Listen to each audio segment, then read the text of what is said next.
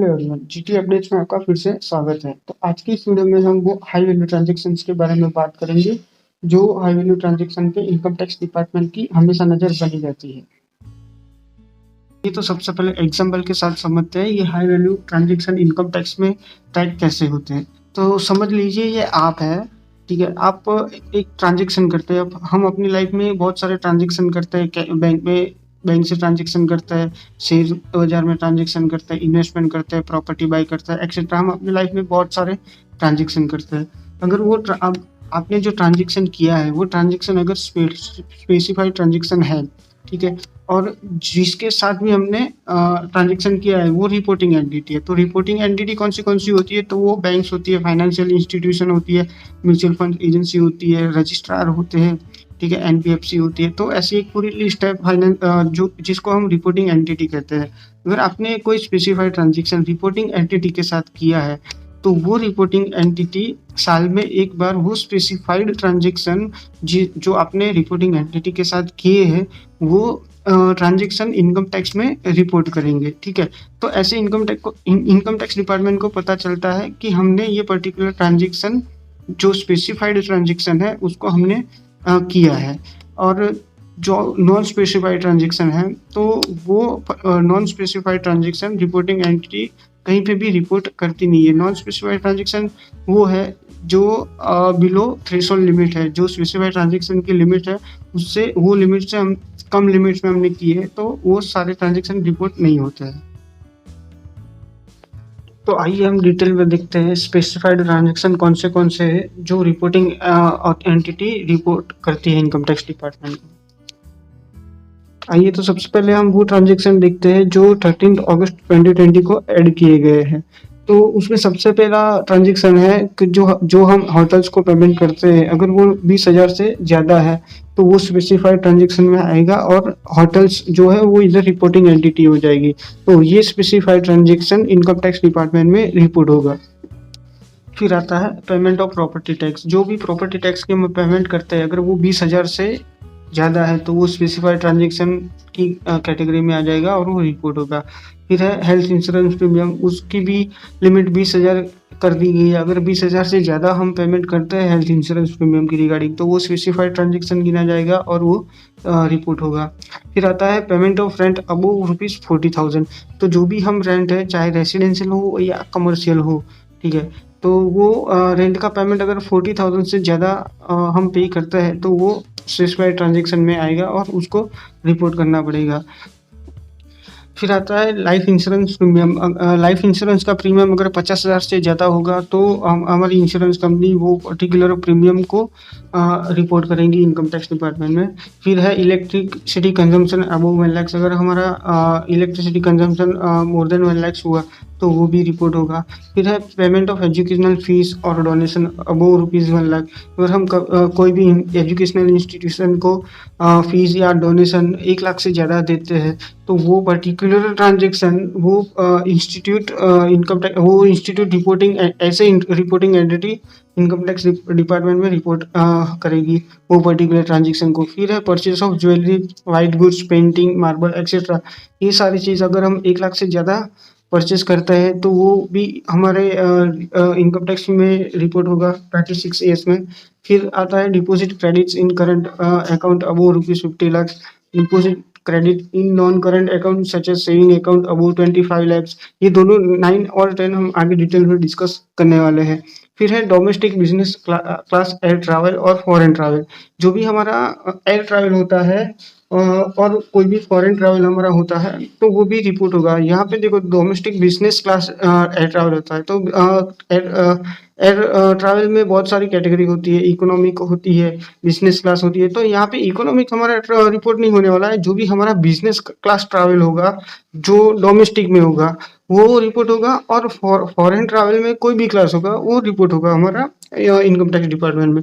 फिर है sale transaction, demat account, bank closure. ये 12 नंबर का पॉइंट भी हम आगे डिटेल में डिस्कस करने वाले हैं। आइए तो हम डिटेल में देखते हैं हमारे स्पेसिफाइड ट्रांजेक्शन कौन से हैं जो हम बैंक्स के साथ, फाइनेंशियल इंस्टीट्यूशन है, एनबीएफसी है, एक्सेट्रा के साथ हम करते हैं। तो हमारा सबसे पहला ट्रांजेक्शन वो है कि जो हम पे ऑर्डर्स होता है, डिमांड ड्राफ्ट होता है वो परचेज़ करने के लिए हम कैश पेमेंट करते हैं, जो 10 लाख से ज़्यादा का है। तो ये 10 लाख से ज़्यादा का कैश पेमेंट करके हम अगर कोई पे ऑर्डर्स या डीडी बनवाता है पर ईयर, तो फिर ये ट्रांज़ैक्शन रिपोर्ट होगा। फिर जो ट्रांज़ैक्शन आता है वो हमारे करंट अकाउंट्स के रिगार्डिंग है। अगर हम हमारे करंट अकाउंट में कैश डिपॉज़िट और cash withdrawal for particular year अगर हम 50 लाख से ज़्यादा करते हैं और टोटल अगर कोई एक करंट अकाउंट में 50 लाख से कम है और ऐसे हमारे पास 4 अकाउंट है, अगर वो हमारा 4 अकाउंट का भी मिलके 50 लाख से ज़्यादा हो जाता है, तो वो पर्टिकुलर ट्रांज़ैक्शन हमारा कैश डिपॉज़िट और कैश विथड्रॉवल वाला ट्रांज़ैक्शन स्पेसिफाइड ट्रांज़ैक्शन कैटेगरी में आएगा और वो रिपोर्ट होगा इनकम टैक्स डिपार्टमेंट में। फिर जो ट्रांज़ैक्शन है वो हमारा अदर देन करंट अकाउंट और टाइम डिपॉज़िट अकाउंट है, यानी सेविंग अकाउंट के रिगार्डिंग है। अगर हम सेविंग अकाउंट में कैश डिपॉज़िट पूरे साल में 10 लाख से ज़्यादा करते हैं, तो वो पर्टिकुलर ट्रांज़ैक्शंस हमारे स्पेसिफाइड ट्रांज़ैक्शन कैटेगरी में आएँगे और वो रिपोर्ट होंगे इनकम टैक्स डिपार्टमेंट में। फिर 4 नंबर पे है, अगर कोई इंसान 1 साल में 1 या 1 से ज़्यादा फ़िक्स्ड डिपॉज़िट या टाइम डिपॉज़िट करवाते हैं और वो फ़िक्स्ड डिपॉज़िट और टाइम डिपॉज़िट की एग्रीगेट वैल्यू यानी टोटल वैल्यू अगर 10 लाख या 10 लाख से ज़्यादा हो गई है इन अ फाइनेंशियल ईयर, तो वो पर्टिकुलर ट्रांज़ैक्शन स्पेसिफाइड ट्रांज़ैक्शन की कैटेगरी में आएगा। पिन नंबर 5 पे आता है कैश पेमेंट जो 10 लाख से ज़्यादा किया गया है for the purpose of purchasing any prepaid RBI instrument, यानी आरबीआई अगर कोई बॉन्ड इश्यू करती है और वो बॉन्ड बाय करने के लिए कैश पेमेंट किया है और वो कैश पेमेंट 10 लाख से ज़्यादा किया गया है, तो वो स्पेसिफाइड ट्रांज़ैक्शन की कैटेगरी में आएगा। फिर जो हमारी स्पेसिफाइड ट्रांज़ैक्शन की कैटेगरी है, उसमें हमने credit cards, stock exchange, shares, mutual funds etcetera categories हमने कवर की है। तो सबसे पहला पेमेंट है क्रेडिट कार्ड्स के रिगार्डिंग। तो क्रेडिट कार्ड में अगर कोई एक इंसान ने 1 साल में 1 लाख से ज़्यादा कैश पेमेंट किया है, 1 या 1 से ज़्यादा क्रेडिट कार्ड का और 10 लाख से ज़्यादा किया है बाय एनी मोड, यानी 10 लाख से ज़्यादा बाय बैंक भी किया हो, अगर वो 10 लाख से ज़्यादा हो, अगर वो 1 या 1 से ज़्यादा क्रेडिट कार्ड के रिगार्डिंग हो, तो वो पर्टिकुलर ट्रांज़ैक्शन स्पेसिफाइड ट्रांज़ैक्शन की कैटेगरी में आएगा। फिर आता है अगर हम किसी कंपनी या इंस्टीट्यूशन के बॉन्ड या डिबेंचर्स बाय करने के लिए अगर वो कंपनी या इंस्टीट्यूशन को 10 लाख से ज़्यादा पेमेंट करते हैं, तो वो स्पेसिफाइड ट्रांज़ैक्शन की कैटेगरी में आएगा। फिर ऐसे ही अगर हम किसी भी कंपनी का शेयर्स बाय करने के लिए 10 लाख से ज़्यादा पेमेंट करते हैं, तो वो भी स्पेसिफाइड ट्रांज़ैक्शन में आएगा। ये पर्टिकुलर परचेज़ करना ज़रूरी नहीं है, अगर हम शेयर एप्लीकेशन मनी पे करते हैं, तो वो भी स्पेसिफाइड ट्रांज़ैक्शन की कैटेगरी में आएगा।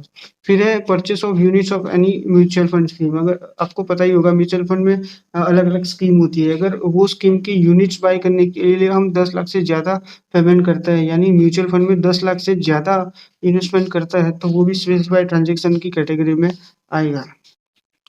फिर फिफ्थ नंबर में है अगर हमने कोई भी फॉरेन करेंसी जैसे कि यूरो है, डॉलर है, जीबीपी है, अगर ये हम फॉरेन करेंसी हमने सोल्ड आउट की है, ठीक है? और सोल्ड आउट नहीं की है, अगर वही फॉरेन करेंसी में हमने एक्सपेंडिचर किया है, ठीक है? और वो expenditure by any credit card, debit card और ट्रैवलर्स चेक, ड्राफ्ट के थ्रू किया है और वो पर्टिकुलर ट्रांज़ैक्शन की लिमिट पर एनम 10 लाख से ज़्यादा हो गई है, तो वो ट्रांज़ैक्शन स्पेसिफाइड ट्रांज़ैक्शन की कैटेगरी में आएगा।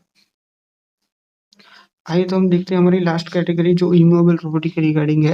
अगर कोई इंसान कोई भी इमूवेबल प्रॉपर्टी सेल्स या परचेज़ करता है और वो इमूवेबल प्रॉपर्टी की स्टैम्प ड्यूटी वैल्यू और सेल्स वैल्यू 30 लाख से ज़्यादा है, तो वो पर्टिकुलर ट्रांज़ैक्शन स्पेसिफाइड ट्रांज़ैक्शन की कैटेगरी में आएगा। इमूवेबल प्रॉपर्टी में हम गिन सकते हैं लैंड है, प्लॉट है, फ्लैट है, रेज़िडेंशियल यूनिट्स है, बंगलो है, कमर्शियल स्पेस है, ऑफ़िस है एक्सेट्रा, वो ये सारी चीज़ें इमूवेबल प्रॉपर्टी की में गिनी जाती है। तो वीडियो को आखिर तक देखने के लिए धन्यवाद। अगर आपको ये वीडियो अच्छा लगे तो प्लीज़ लाइक कर देना इस वीडियो को।